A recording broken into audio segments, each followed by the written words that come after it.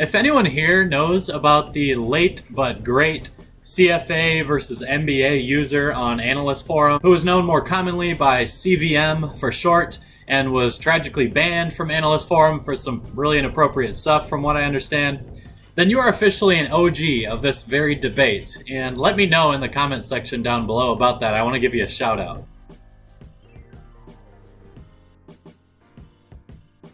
Real quickly, my opinion is that an MBA from one of the top 10, really top 9 MBA programs out there is more valuable than the CFA charter.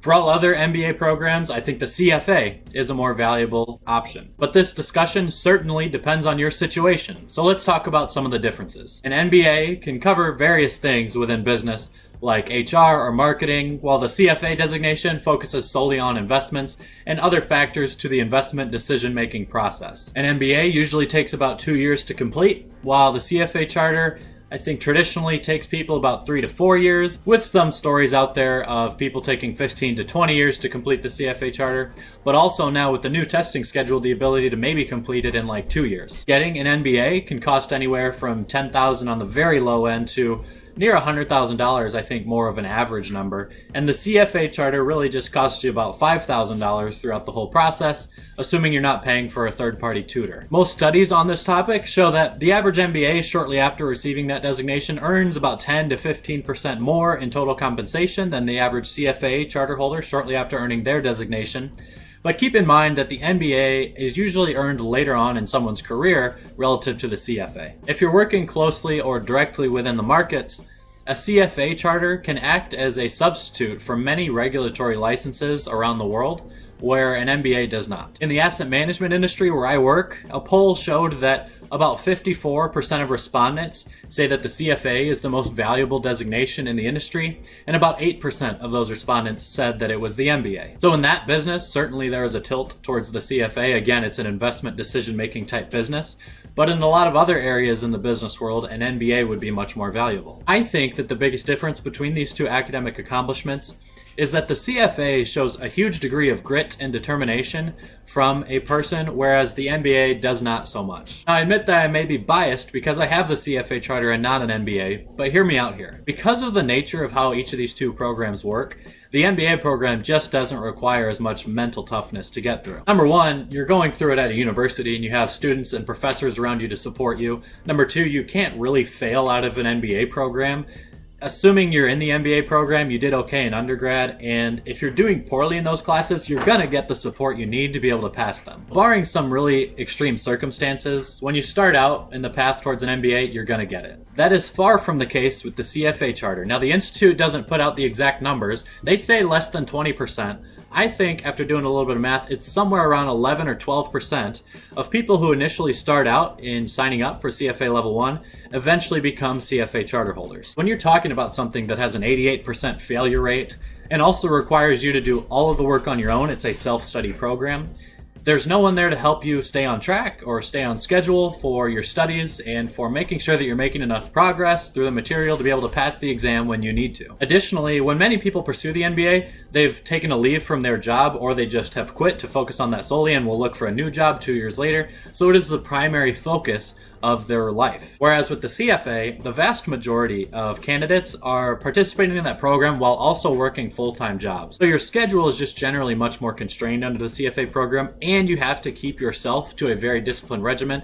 Because of those things, it just requires more determination to be able to get through. And that's not to say that the CFA program is necessarily more difficult than MBA, and especially in some of the top like 4 or 5 MBA programs, I would probably argue that those are intellectually more challenging than the CFA is going to be. Again, that's going to be your sole, at least professional focus in life, and you're going to have a lot of support in your work towards that focus. So it's a much different experience, and you can't compare the two directly, but again, for those reasons, the MBA designation on someone's resume is not going to convey the same amount of mental fortitude that the CFA does. I have many friends with MBAs and other masters within the business industry, but very few, like one other friend that has the CFA charter. On the other side of the coin though, in my opinion, the biggest advantage of the MBA is the managerial skills taught in most master's programs. Most MBAs really push leadership as a trade to be learned, and I totally agree with that viewpoint. The CFA has basically zero leadership skills training, and really